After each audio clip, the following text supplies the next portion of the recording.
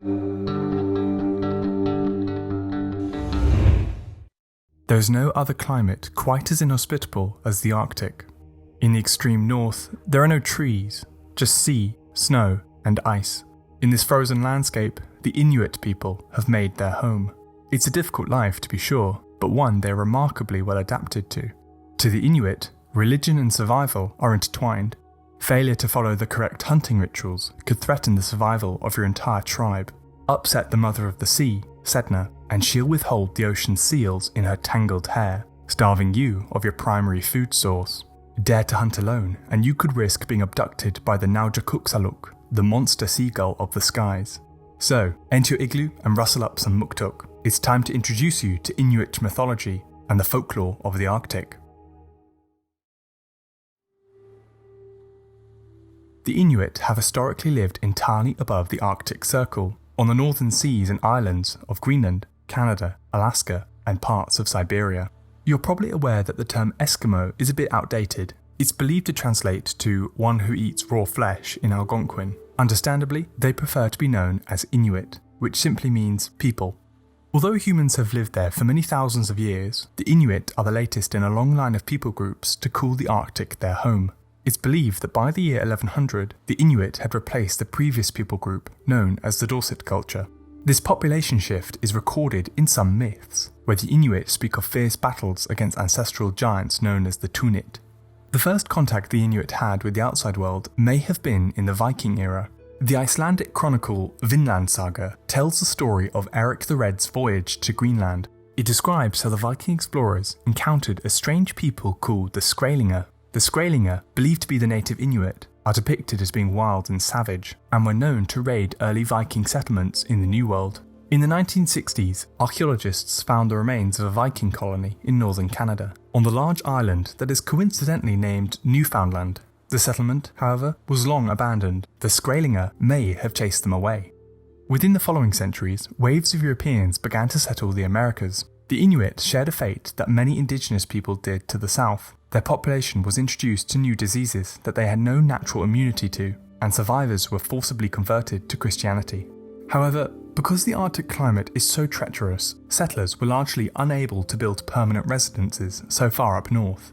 The Inuit, already being well adapted to these frosty conditions, were largely left alone in their ancestral homelands. As a result, the beliefs, traditions, and myths of the Inuit have largely survived into the modern day. Before we turn on to the mythology itself, it's important to note that Inuit is a blanket term that covers a wide range of people, culture, and language. Remember, we're talking about a massive area of land, stretching about 5,000 kilometers. With such a diversity, it's impossible to talk about a unified mythology that applies to all. As we explore the mythology of the Inuit people, just keep in mind that we're drawing on a diverse range of traditions. A key belief across Inuit mythology is that everything on Earth has a life force. The word for this is Inua, literally translating to person. Every human has an Inua, but so too do walruses, whales, and polar bears. In this way, animals are simply different types of people. Humans do not rule over the natural world. Instead, they exist as equals to it. When hunters catch and kill an animal, they are quite literally killing another person. Therefore, the proper respect must be displayed, and there are rituals and traditions that must be adhered to. For example, when a hunter kills a polar bear, it's important to hang its skin up for a number of days. For other Inuit people, hunters must place its severed head in the direction of the body. If the correct practices are followed, the Inua of the polar bear will be born into another animal or human, similar to reincarnation. If any of these rituals are not followed, or done so incorrectly, it's believed that the Inua of the animal will become angry and reappear as a demon. These demons could cause you all kinds of trouble, from the relatively minor, like bad luck, to the more life-ending, like unsuccessful hunts and blizzards. It's therefore essential to follow all the rituals and traditions. Failing to do so may threaten your very survival. The closest thing to a god or goddess in Inuit folklore are the number of nature spirits and mythological figures. Perhaps the most famous of these is the Mother of the Sea, known to many as Sedna. Sedna has a very dark origin story, and there are plenty of variations to it, but they tend to go something a bit like this. Sedna was the daughter of the chief. She was the most beautiful woman in all the tribe. Her hair was the longest, as well as the darkest. So much so, her father attempted to marry her into the families of powerful tribes. Sedna did not like this and was not happy with any of the men her father picked out for her. In protest, she mocked her father by getting married to a dog. Outraged and disgusted, Sedna's father forced her into his kayak and paddled out to sea. From there, he threw her overboard into the icy water. She desperately attempted to climb back on board, but her father grabbed his knife and sliced off her fingers. Her severed digits became the first seals. Unable to swim, Sedna sank to the bottom of the sea and was transformed into a vengeful sea spirit. Nowadays, she prefers the company of animals instead of humans, and is the guardian of marine life, many of whom enjoy nesting in her long hair. If humans fail to pay respect to the animals that they catch, Sedna will tangle them up in her hair.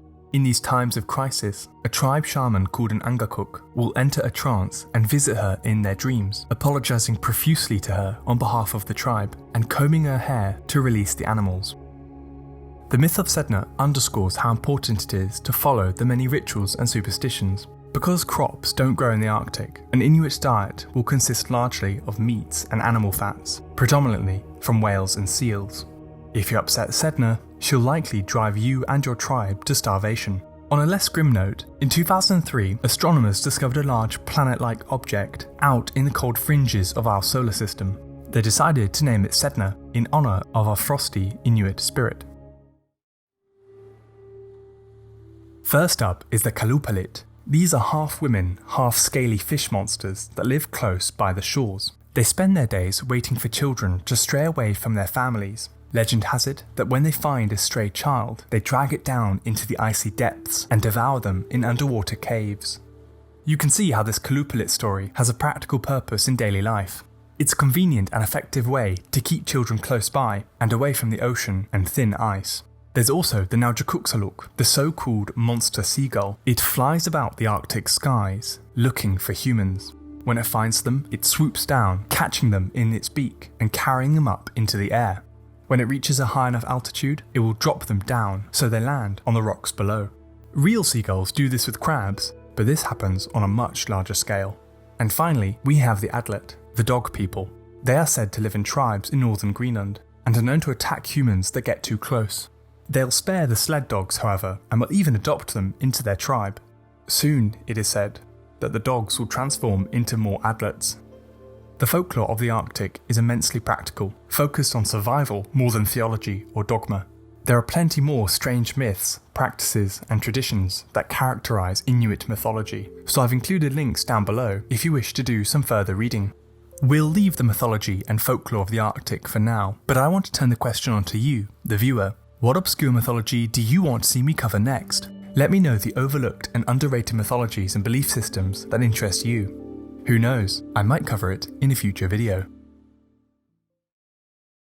Hey, thanks for watching this video. I really hope you enjoyed this one.